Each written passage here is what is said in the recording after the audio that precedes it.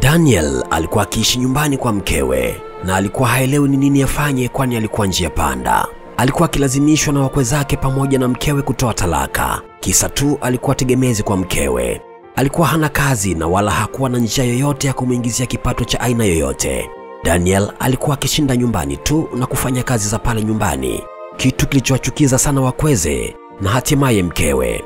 Mkewe ambaye alikuwa ni mkurugenzi mtendaji katika kampuni moja kubwa ya utangazaji alikuwa akimpenda sana Daniel, lakini sasa alikuwa kachoshwa na hali yake ya kutokupenda kufanya kazi, japo alikuwa na elimu nzuri sana. Kutokana na shinikizo la wazazi wake, aliamua kuomba talaka yake, jambo ambalo lilimweka Daniel katika wakati mgumu na kutamani kumwambia mkewe ukweli, pia waonyeshe wakweze kuwa yeye ni nani, au aendelee kukaa kimya tu atoe talaka kwa mkewe kama anavyoshinikizwa na wakweze.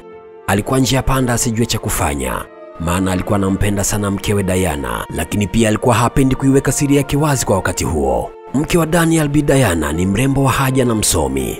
Urembo na usomi wake vilipelekea kila mwanaume mwenye nafasi kumtaka kimapenzi, na wengine walitamani kumwoa kabisa, lakini walikuwa tayari wamechelewa, kwani Diana alishafunga ndoa na Daniel na alimpenda sana mume wake, japo alikuwa hana kitu.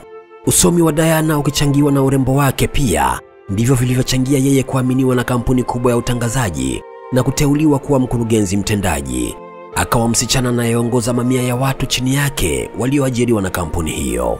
Wazazi wa Diana pia walikuwa ni watu wenye nafasi nzuri kimaisha na kifedha, kwani walikuwa waajiriwa katika nafasi mbalimbali serikalini kabla ya kustaafu. Hivyo kumwona binti yao akiishi na Daniel, mwanaume asiye na chochote, kwao haikuwafurahisha kabisa, kwani ndoto zao ilikuwa ni binti yao aolewe na mwanaume msomi na mwenye uwezo kifedha. Lakini mpaka wanarudi nyumbani baada ya kustaafu kazi zao, walikuta binti yao anaishi na Daniel, tena kwa ndoa iliyofungwa wilayani. Hawakuwa na jinsi zaidi ya kumlazimisha Diana aombe talaka, jambo ambalo yeye hakuwa tayari kulifanya. Kazi kubwa ya Daniel pale nyumbani alipokuwa akiishi kwa mkewe na wakwe zake ilikuwa ni kufanya kazi za usafi wa mazingira, ikiwa ni pamoja na kuitengeneza bustani ikae vizuri. Wakati mwingine alikuwa akimsaidia dada wa kazi kufanya kazi ndogo ndogo za pale nyumbani, jambo ambalo mwanzoni lilikuwa likimshangaza dada huyo wa kazi, lakini baadaye akamzoea.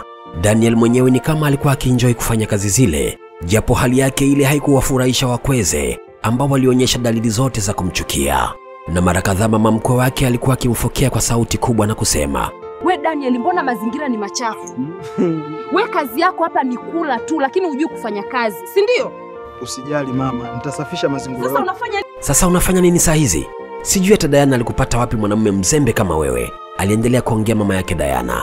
Daniel alikuwa akiishia kucheka tu na kisha kuendelea na majukumu yake kama kawaida. Mara kadhaa baba yake Diana alimuita Daniel na kumwambia, "Daniel, Diana aliniambia elimu yako ni nzuri sana. Unaonaje nitumie connection zangu kukutafutia kazi inayoendana na elimu yako?" Lakini siku zote majibu yake hayakumfurahisha baba mkwe wake, kwani Daniel alimwambia, "Nashukuru sana baba kuonyesha kunijali, lakini kwa sasa bado sijawa tayari kufanya kazi." Majibu hayo yalimchukiza sana baba yake Diana na kujikuta akianza kumfokea. "Sasa wewe unategemea ukae hapa siku zote sisi tukulishe? Wewe unadhani pesa anayoitumia Diana kukulisha anaitoa wapi?" Daniel kama kawaida yake alicheka na kumjibu kirahisi tu, "Baba, muda wangu wa kufanya kazi ukifika nitafanya na wala hakuna shida." Majibu hayo yalimchukiza sana baba yake Diana, lakini Daniel hakujali. Ni hali hiyo ya Daniel na majibu yake ndivyo vilivyopelekea baba na mama yake Diana kumshawishi binti yao kuomba talaka. Huu ni mwanzo tu wa kisa hiki cha Daniel. Usikose sehemu inayofuata ili uweze kujua ni nini kitaendelea. Lakini pia usikose kusubscribe na kulike. Pia toa maoni yako. Mimi ni Director Mo.